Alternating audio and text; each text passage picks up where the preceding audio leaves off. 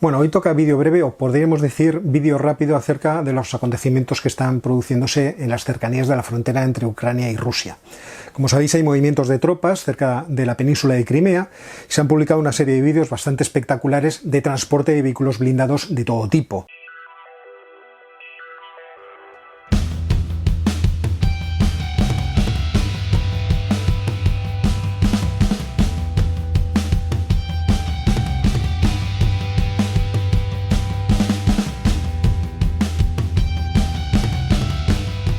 Y eso ha suscitado los rumores de una intervención militar rusa en la zona, es decir, una invasión quizá de las zonas rusófonas o del sur de Ucrania y de la respuesta posible de los Estados Unidos.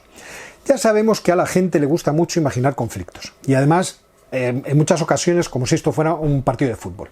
Afortunadamente yo creo que las cuestiones de geopolítica no son tan radicales, pero es verdad que, por ejemplo, en este caso, lo que se está viviendo es una fricción que en cualquier momento podría producir algún tipo de problema. Sin embargo, creo que hay que darle contexto para entenderlo bien. Y eso es de lo que os quiero hablar en el vídeo de hoy.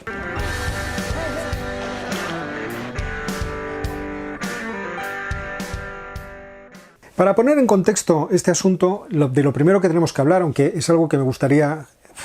Todo me gustaría contaroslo en más detalle en otros vídeos, pero nunca tengo tiempo. Pero deberíamos hablar de lo que es el concepto de mundo ruso. Sabéis que Vladimir Putin instiga, desde que está en el poder, a principios del milenio, una idea de recuperar el mundo ruso.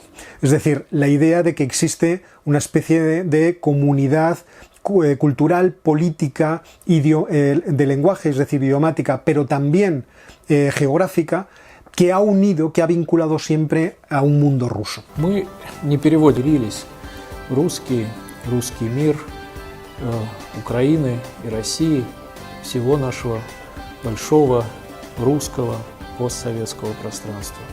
Y que hay que volver a ese ideal y por lo tanto hay que recuperar aquellos países que después de la caída del muro de Berlín jugaron la baza del nacionalismo para conseguir una situación de independencia. Esto podríamos argumentar que en muchos casos fue promovido por los líderes de determinadas regiones y que no se amparó tanto en un sentimiento nacional especialmente exaltado, como podría producirse, por ejemplo, en Bielorrusia. Pero en Ucrania es verdad que sus avatares históricos sí produjeron una conciencia nacional. Y esa conciencia nacional se vio manifestada en el año 2004, cuando los planes que tenía Vladimir Putin de colocar en el poder a un presidente que fuera propicio a su idea de que Ucrania debía girar otra vez su destino y unirse a ese mundo ruso, pues fue desbaratada por la salida a la calle de millones de personas en manifestación. Esa circunstancia causó en realidad los males posteriores, es decir, el hecho de que Rusia tratara de intervenir en diversas ocasiones de forma un tanto chapucera en el destino político de Ucrania y que finalmente tomaran la decisión de por lo menos hacerse con la península de Crimea. La península de Crimea es verdad que tenía una población rusófona y favorable a volver a la casa Rusia, pero en cualquier caso el procedimiento que se realizó, que se decidió para tomarla, fue expeditivo, unilateral y por otra parte, en cierto modo muy propio de Vladimir Putin. Es decir, voy a actuar con los hechos y luego la comunidad internacional protestará, pero en realidad no me importa. Parte de la forma de actuación de Vladimir Putin está pensada en el largo plazo y por lo tanto no es algo que le afectara especialmente. Es verdad que esa intervención afectó al sentimiento que en Ucrania había respecto de Rusia, que si era muy positivo a principios del milenio, ha ido decayendo con las nuevas generaciones y con el enredado proceso de guerra que se ha establecido en las regiones de Donetsk y de Lugansk.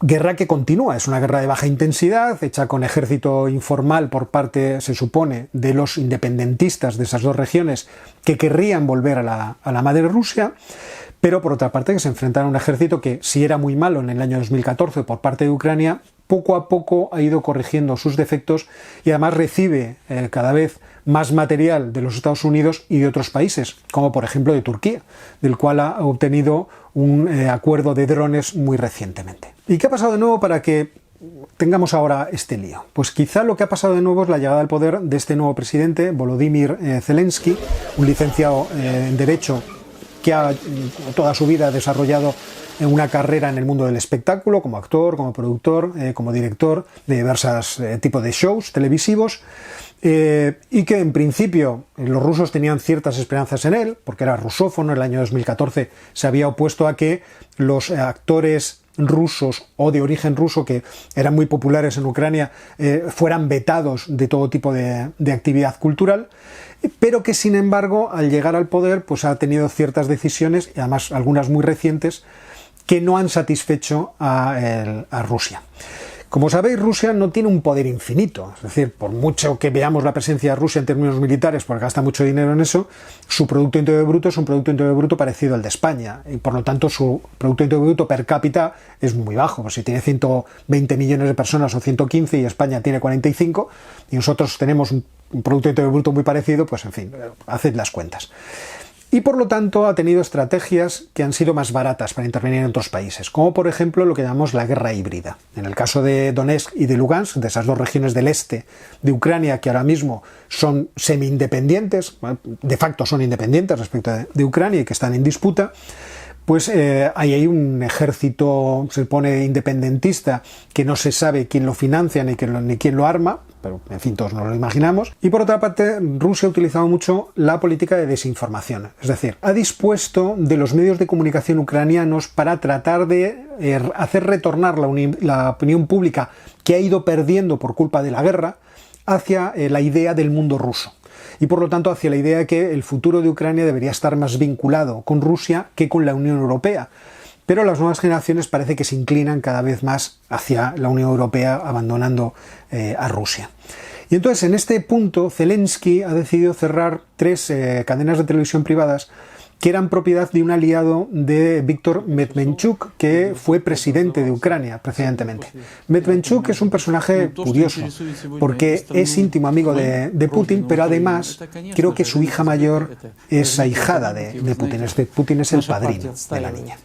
Por lo tanto, hay una relación muy clara, una vinculación muy clara. De hecho, Anders Aslund, que es un pensador geopolítico, no sé cómo definirlo porque también es economista, afirma que le parece sorprendente que Medvedchuk siga teniendo ningún tipo de presencia pública dentro de Ucrania, siendo como es un traidor.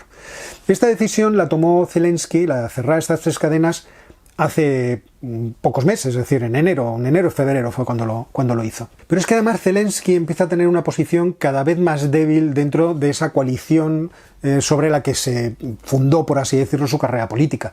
Zelensky había representado hacía muy poco antes de que llegara al poder, que llegó en 2019, el papel de presidente de Ucrania en una serie de televisión, y el título de esa serie de televisión sirvió como nombre de la plataforma política en la cual él se subió. Su popularidad dentro de Ucrania es decreciente y por lo tanto empieza a ser amenazado por los distintos grupos de oligarcas y grupos de interés que pueblan Ucrania, porque Ucrania no deja de ser un país con muchas dificultades de este tipo, es decir, una democracia muy imperfecta, en la cual puede encontrar Rusia fácilmente grietas en las cuales colarse.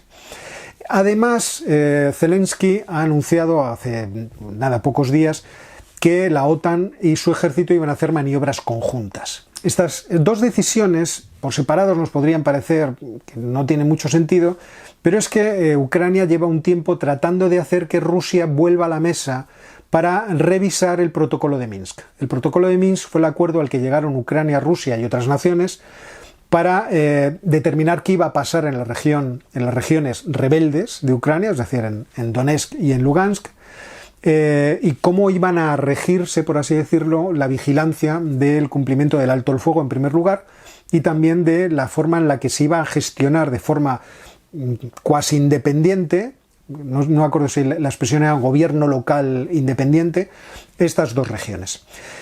Tarea de supervisión que se encargó a la Organización de Seguridad y Cooperación de Europa, la OSCE. Por lo tanto, podríamos ver, por lo menos en la opinión de algunos autores, a mí me parece que no es una opinión disparatada, que estos movimientos los hace Zelensky precisamente para hacer que Rusia vuelva a la mesa de negociación y traten de resolver cuál es el estatuto jurídico que tienen estas regiones y todas las cuestiones que sean adheridas a él.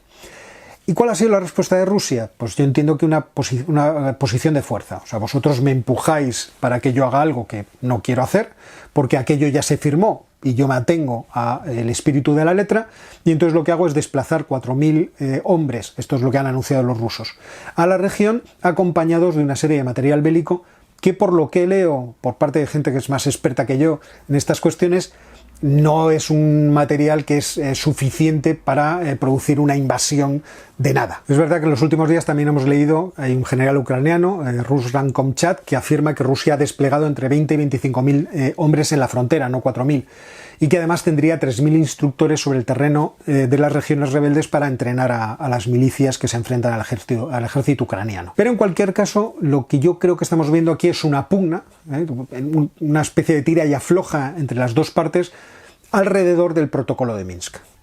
Yo creo que lo que sucederá es que después de la tensión creciente, sencillamente no se logrará el objetivo por parte de Ucrania. Eso llevará a una situación, vamos a decir, de statu quo, que hará que la situación de tensión vaya suavizándose lentamente y al final se disipe. Entre tanto, ¿qué vamos a tener? Pues lo que vamos a tener va a ser demostraciones de fuerza. Aviones que vuelan por la frontera, tanques que hacen maniobras cerca de la frontera, los ucranianos haciendo maniobras con la OTAN en algún lado cercano a la frontera, de tal forma que bueno, durante un tiempo el tira y afloja esté activo, mientras la diplomacia por la parte de atrás hace el trabajo que tenga que hacer. Y esto es lo que creo que se puede saber de la situación con lo que sabemos y hasta el momento. Hablaremos de esta cuestión en Geopolinómicos, pero como Geopolinómicos no estará disponible hasta el sábado o el domingo, me ha parecido oportuno hacer este pequeño vídeo para comentarlo previamente. Y además tengo la intención, cuando surjan algunas cuestiones de estas de actualidad de las que yo pueda hablar o dar alguna opinión, pues haceros un pequeño vídeo comentándolas.